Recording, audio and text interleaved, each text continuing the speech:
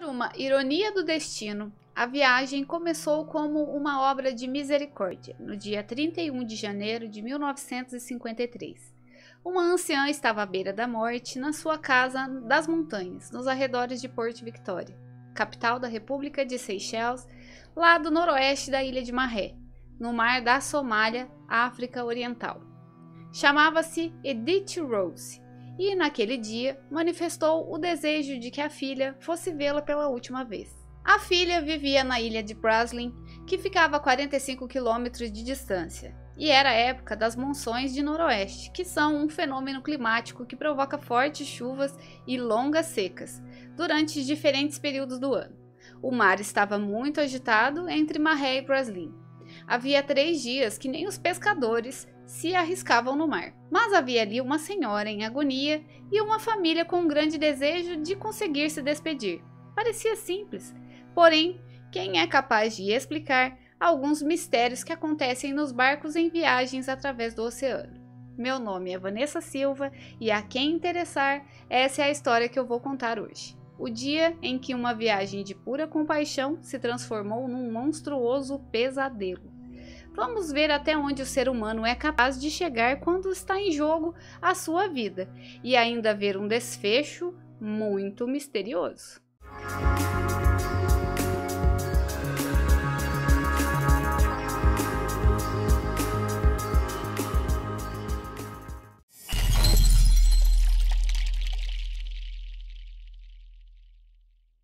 O neto da senhora adoecida, Joaquim Servina, de 17 anos, disse que ia ver se encontrava um barco para fazer a viagem. Foi falar com Theodore Corgat, pequeno fazendeiro que reformara uma baleieira, um tipo de barco de popa e proa bastante finos, veloz. Foram embarcações muito usadas como auxiliares na caça-baleia. Corgat deu à lancha o nome de sua esposa, Mary, e de sua filha, Jane. Ele disse ao garoto que sua licença não o permitia sair fora da barra, mas o garoto, suplicando que a viagem era por sua avó, que estava à beira da morte, Corgat acabou concordando. Mas ele teria que arrumar um bom mestre capaz de comandar o barco. Foi assim que o velho marinheiro Louis Lawrence se juntou à viagem. Joaquim também convenceu seu primo, August Levine, de 18 anos, a ir com eles.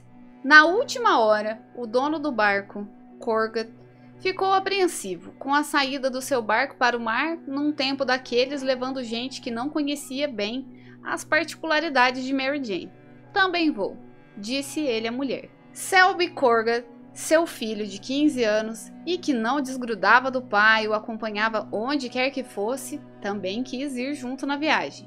Antoine Vidot, um excelente mecânico de 20 anos, recebeu a missão de arrumar gasolina para a viagem de 90 quilômetros.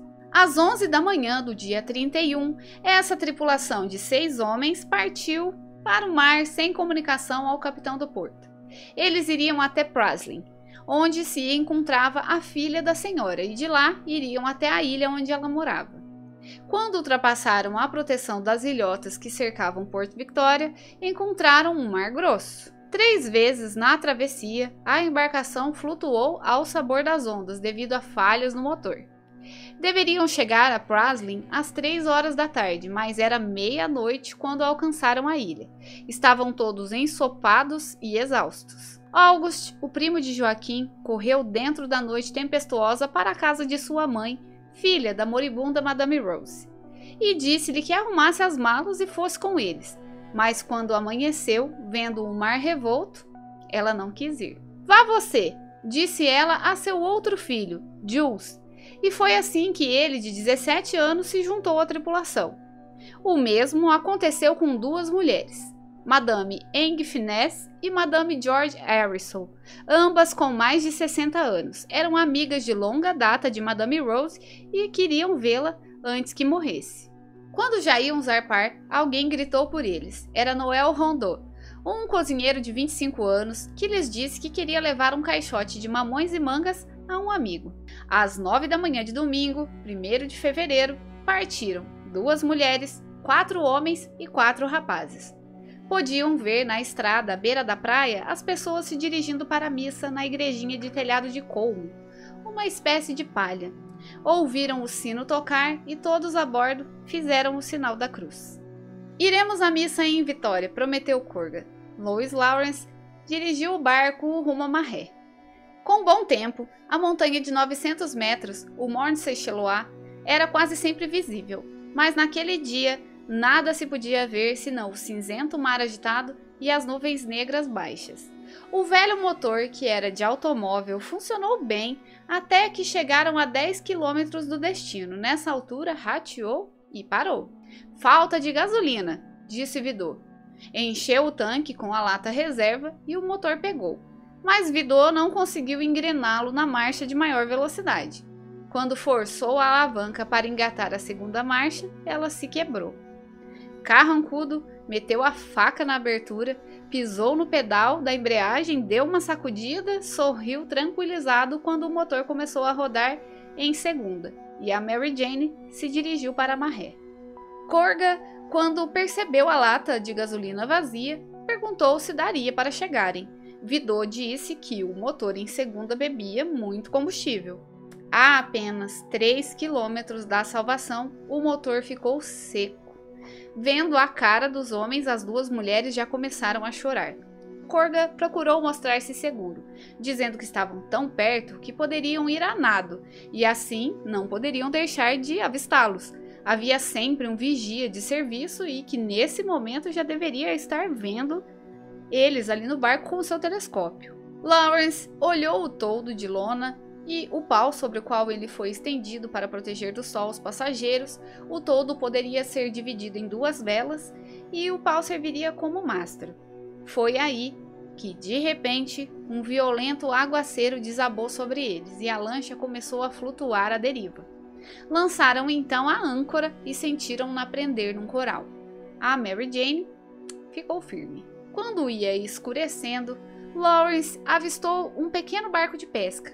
O velho marinheiro ficou em pé, com a chuva escorrendo pelo seu rosto, gritando e gesticulando. Mas o pescador não o viu, por causa da chuva, do barulho, e seguiu para a terra firme. À meia-noite, uma vibração fez estremecer o barco. Vidot e Lawrence começaram a recolher a corrente da âncora. Quando puxaram umas 5 braçadas, perceberam que um elo fraco da corrente havia se partido e lá tinha se ido embora a âncora. A Mary Jane flutuava ao sabor das ondas dentro da escuridão da noite. Ao amanhecer, viram que o barco derivou para o sul, seguindo a costa da ilha. Estavam tão perto que era impossível que ninguém os visse. Quando iam se aproximando da ponta da ilha, Lawrence perguntou o quanto de comida eles tinham. Tudo que contabilizaram consistia em meio litro de água para cada pessoa, um pouco de tapioca e as mangas e mamões de rondô. Vamos comer um pouco e nos contentar com isso, foi o que disse Corga. Quando a terra sumiu de vista, Lawrence cortou o toldo e fez as velas. O vento não estava a favor para chegarem a Marré, mas Lawrence calculava que com sorte poderiam chegar à ilha Fragata, 25 quilômetros a sul. Porém, como vimos até agora, é que a sorte não estava muito do lado deles, não é mesmo? Ao partir, no sábado, Corga havia dito à sua esposa que estaria de volta no mesmo dia ou no domingo com certeza. Quando não o viu voltar no domingo à noite, ela começou a ficar preocupada. A seu pedido, um barco do governo foi despachado para apurar se Mary Jane tinha saído de Praslin. Quando o barco voltou, havia rostos preocupados a bordo. A Mary Jane estava de fato desaparecida. No dia seguinte, houve uma conferência entre marítimos e autoridades do porto. Além dos bancos de areia que se estendem até 180 quilômetros em torno de Seychelles, as correntes marítimas se ramificam em 2 sentidos, para o sul e para o norte. A Mary Jane devia estar sendo arrastada por uma delas. Mas qual? Um velho marinheiro, René Roarot, disse que certa vez, quando num temporal tinha sido arrastado, foi para o rumo sul-sudeste. Em razão disso, enviaram 2 embarcações nessa direção. Voltaram na quinta-feira de Coëtve, cerca de 300 quilômetros a sudeste, e comunicaram a sua falta de sucesso. Na realidade, a Mary Jane havia sido arrastada na direção sudoeste. A manhã de terça havia chegado e, com exceção de pontinhos esparsos de ilhas, nada mais se via. O vasto Oceano Índico se estendia para o sul vazio e pouco frequentado por navios. As 10 pessoas a bordo haviam bebido já as últimas gotas de água. Korga tomou conta da comida, fazendo Rondô prepará-la e determinando que os rapazes recebessem um pouquinho a mais. Rondô guardava até as cascas das frutas, mas apesar de todo o seu cuidado, dali a 10 dias a comida também acabou. O calor era tremendo dentro da pequena cabina, que passou a ser a única proteção que tinham contra o sol equatorial. Ali as mulheres ficavam deitadas nos bancos de madeira, respirando o ar sufocante e seus pulmões chiavam. Dividiam aquele espaço com Rondô e mais 3 dos rapazes. O filho de Korga, Selby, o mais moço de todos, ficava com os homens na casa do motor. Havia sempre uma pessoa ao leme. Os outros se revezavam, apanhando água do mar e jogando sobre o teto da cabina para refrescá-la. Enquanto fizessem essas coisas, manteriam o sentido do seu objetivo de sobreviver. Durante o dia o calor era insuportável e durante a noite se mantinham juntos para se aquecer. Com o raiar do dia ficavam à espera do orvalho para lambê-lo com suas línguas já ressecadas. Às vezes, viam a chuva cair em trechos isolados perto deles e, incrivelmente, não chovia em cima do barco. É como um pesadelo, escreveu Korga em seu diário. No 13º dia, estavam todos cochilando quando o barco foi chicoteado de lado por um temporal. As velas difíceis de manobrar fizeram o barco inclinar perigosamente e pensaram que ele ia afundar. Mas no mesmo instante o vento abrandou e a chuva finalmente começou a cair. Despiram-se das roupas e deixaram a água cair em seus corpos, ao mesmo tempo que punham as mãos em concha para colher a água que descia das velas. Encheram todos os recipientes que tinham e a quantidade de água que recolheram chegou a cerca de 100 litros. Korga escreveu no seu diário: "Nós te damos graças, Senhor, por essa recompensa." Reanimados, tentaram pescar com um arame curvado. Os peixes não mordiam.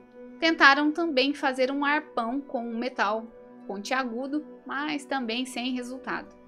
No 15º dia, um pequeno peixe voador bateu na vela e caiu debatendo-se na cabina. Selby e Korga agarrou o peixe e na agitação até as senhoras sentaram-se pela primeira vez depois de muitos dias. Ambas estavam muito fracas. Rondô dividiu o peixe em partes iguais para todos. Nos 18 dias seguintes, ninguém comeu. Sentavam-se na hora de sua pequena ração de água e tornavam a deitar-se, completamente sem forças.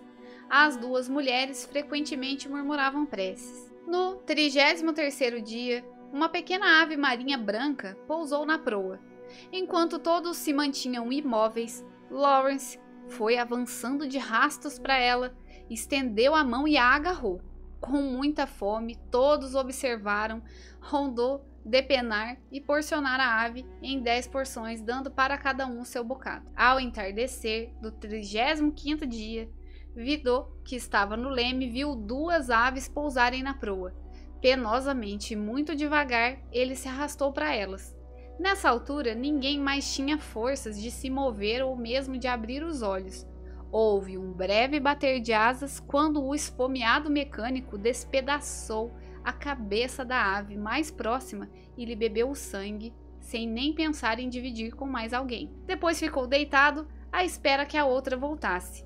Esta pousou, ele a agarrou, tornou a beber o sangue da ave, mas desta vez notou os olhos acusadores de Selby e Korga fixos nele e viu que o rapaz lhe estendia as mãos. "Dê-me um pouco, e se aparecer outra me acorde, Antoine, também preciso me alimentar."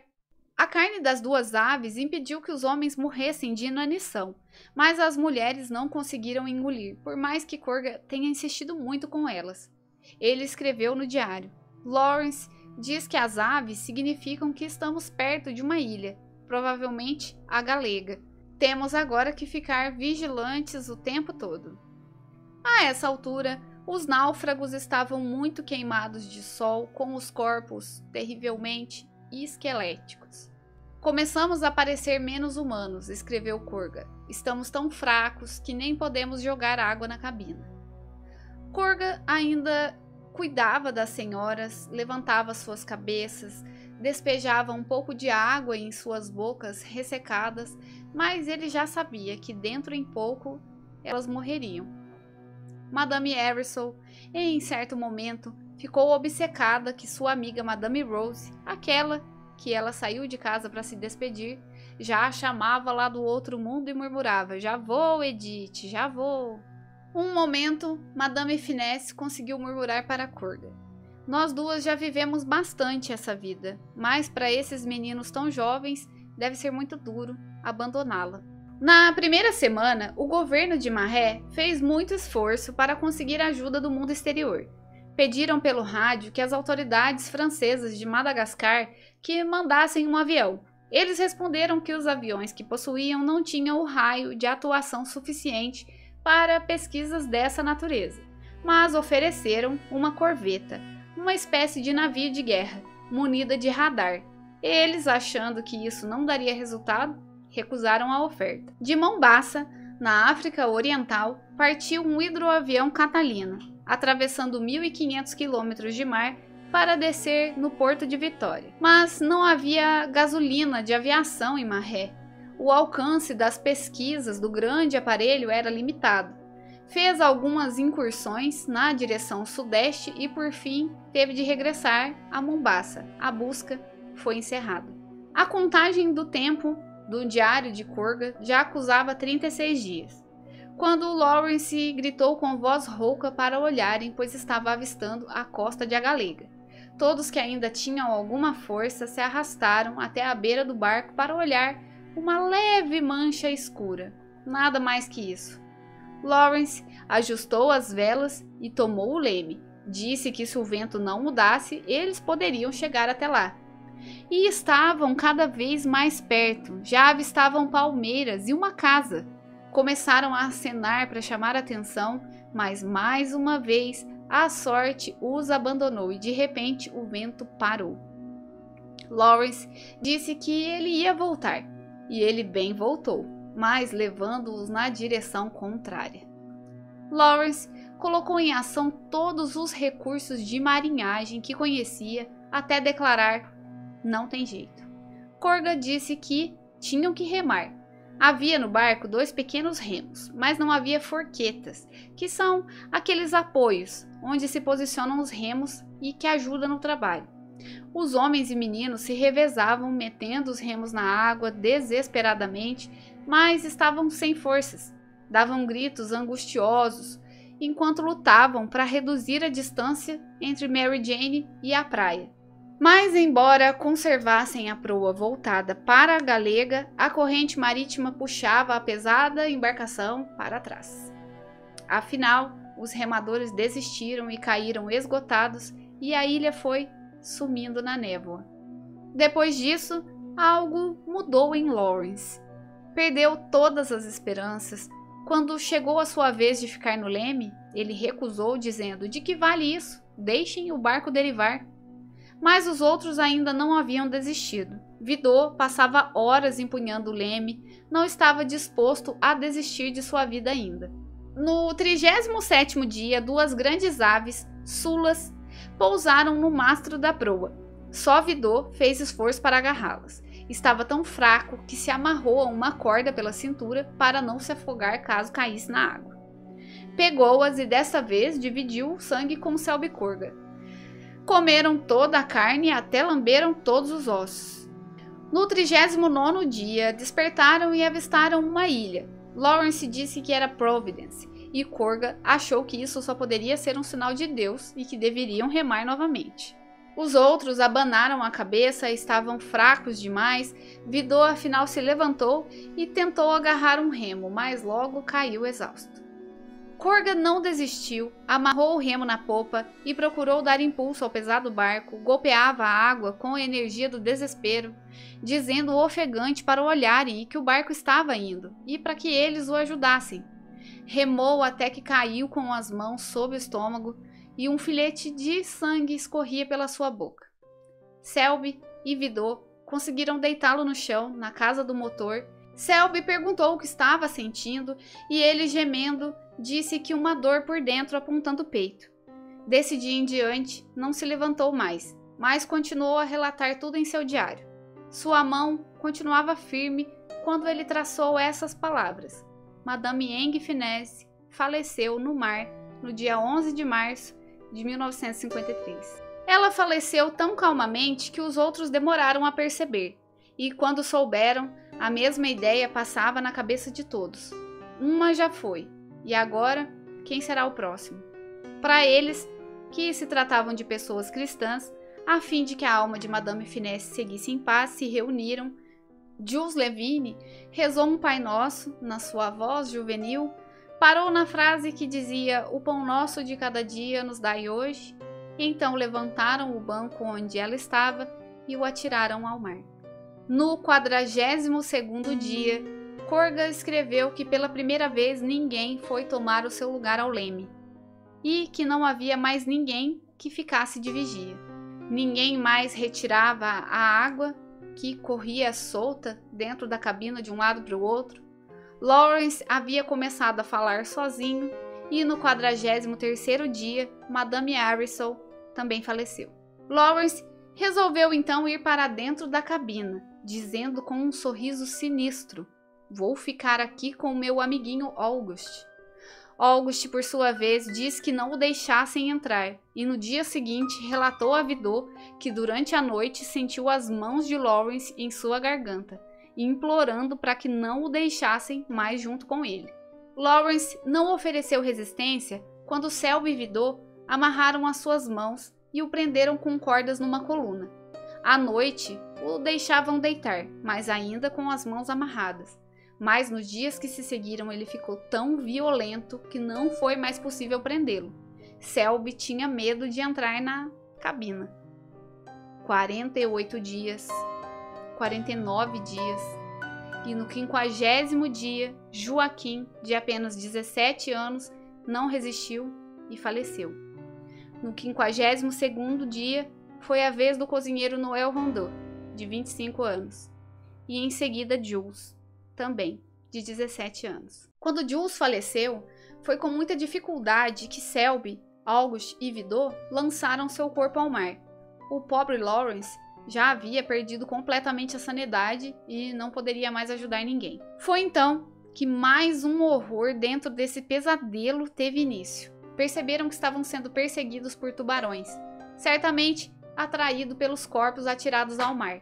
Esfomeados, batiam violentamente de encontro ao casco de Mary Jane. August sussurrou a Vidot que estavam esperando por ele, mas ainda esperaram por mais 10 dias. No 62º dia, Corga escreveu que Auguste, de 18 anos, também faleceu. Neste ponto, talvez, quem sabe, os dois netos de Madame Rose finalmente puderam se encontrar com ela e estivessem onde estivessem. Vidot não contou isso a Corga, mas quando encontrou Auguste sem vida, notou em seu pescoço arranhões e contusões. Questionou Lawrence se ele tinha tirado a vida de Auguste. Lawrence, em sua completa loucura, disse a Vidot que se quisesse se ver livre dele, era só devorá-lo. Era a primeira vez que o assunto de canibalismo vinha à tona. Em seguida, Lawrence se afundou em seu atormentado delírio. Pouco depois começou a gritar que seu corpo estava em chamas, dizia que suas roupas estavam queimando e começou a arrancá-las do corpo. Ao entardecer daquele dia, deu um grande grito e se atirou na água. Assim, Louis Lawrence, o velho marinheiro, nunca mais foi visto. Corga chorou por ele e também por saber que logo seria sua vez. Preocupado com seu filho Selby, de apenas 15 anos, disse ao mecânico Antoine que se Deus permitisse que ele sobrevivesse, que cuidasse de Selby. Pediu que ele vendesse Mary Jane e que dividisse com seu filho o valor. "Vou deixar isso escrito aqui no meu diário", disse por fim. No 70º dia, Corga teve uma hemorragia e entrou em coma. E quando ele faleceu, Vidot e Selby não tiveram mais forças para tirar o seu corpo do pequeno espaço da casa do motor. Vidot rasgou a lona das capas dos bancos, amarrou um gancho ao corpo, pretendendo levantá-lo com uma vara. Estavam quase conseguindo quando Selby perdeu as forças. Afinal, além de tudo, estava tentando remover o corpo do seu tão adorado pai. O deixaram ali mesmo, cobriram o rosto com um pano de saco. Mais tarde, quando o cheiro se tornou insuportável, Vidot o borrifou com o líquido do extintor de incêndio. Nessa altura, Antoine Vidot, de apenas 20 anos, o mecânico que se mostrou tão bom comandante, começou a fraquejar. Só restava os dois jovens e eles sabiam que o fim não devia estar muito longe. Vidot disse a Selby Corga que não seria capaz de continuar sozinho e que, se caso ele morresse, também tiraria sua vida. Selby disse que faria o mesmo. Os dois apertaram as mãos selando esse acordo e deitaram-se perdendo a noção de tudo em longos períodos de inconsciência. Foi quando algo os surpreendeu.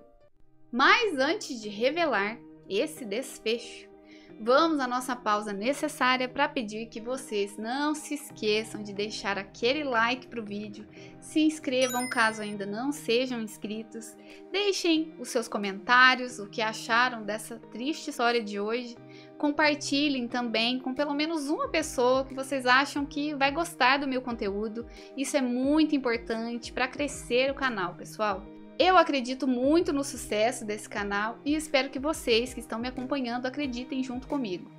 Não se esqueçam também de ativar o sininho e assim sempre que sai vídeo novo, que é toda terça-feira, vocês são imediatamente avisados. E agora vamos lá ver qual foi o fim para os únicos dois tripulantes que restaram em Mary Jane.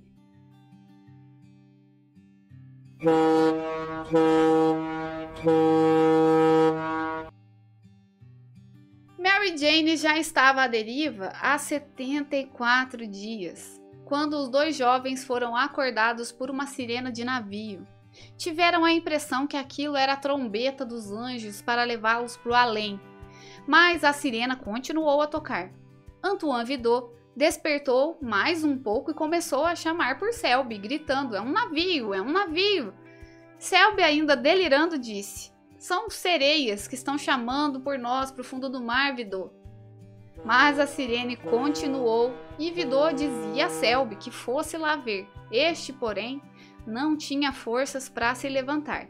Vidot, num último esforço, se arrastou para fora da cabina, surpreendendo o comandante do navio-tanque italiano Montalegro, justamente quando este havia chegado à conclusão que a lancha estava vazia. Vidot ergueu os braços magros. Foram feitas 3 tentativas de passar o cabo para Mary Jane. Falharam, porque os dois rapazes estavam fracos demais para fixar o cabo. Por fim, os marinheiros içaram para bordo numa cesta. Os dois rapazes caíram no convés do navio, choraram muito e deram graças a Deus.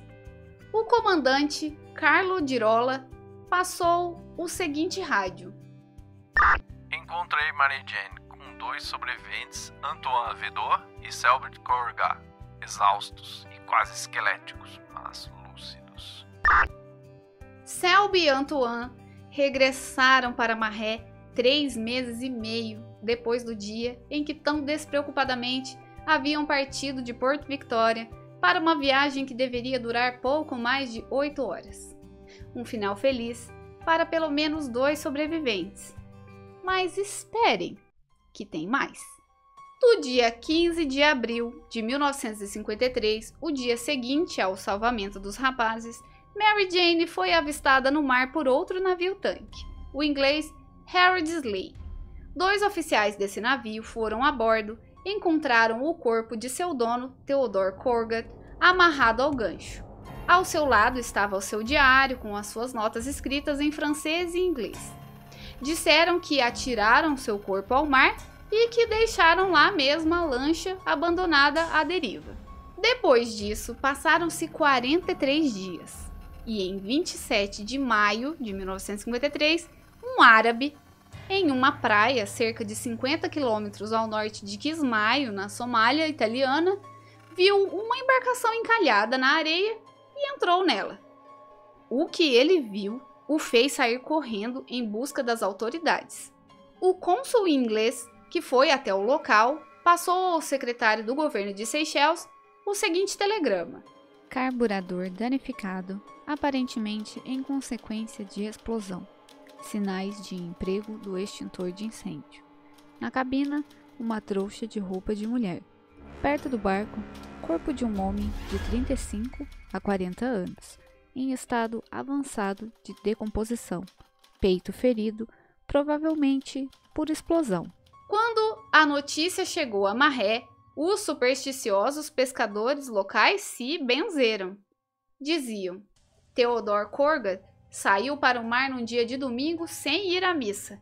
Essas coisas só acontecem a um barco com uma tripulação que não foi abençoada. E aí ficou um mistério. De quem era esse corpo? Seria mesmo Corgat? Mas como? Se os homens de Harold Slay o atiraram sem vida no mar. Quem era esse homem então e como havia chegado até Mary Jane? Uma embarcação abandonada à deriva e vazia. Será que o dono do barco, mesmo em outro mundo, se recusou a abandoná-lo e voltou para reclamá-lo? Ou será que ele nem chegou a de fato morrer como contaram? Todas essas perguntas, tais como os mistérios mais profundos do vasto oceano, ninguém jamais saberá. E aqui chegamos ao fim de mais uma história. Quando as condições são críticas, o ser humano é capaz de confrontar o seu próprio comportamento, valores e regras pela luta de sobrevivência. Essa história, bem como todas as outras que estou apresentando a vocês, são do livro Catástrofes, Desastres e Aventuras que Comoveram o Mundo. Esse livro é uma seleção de histórias publicadas na revista Reader's Digest.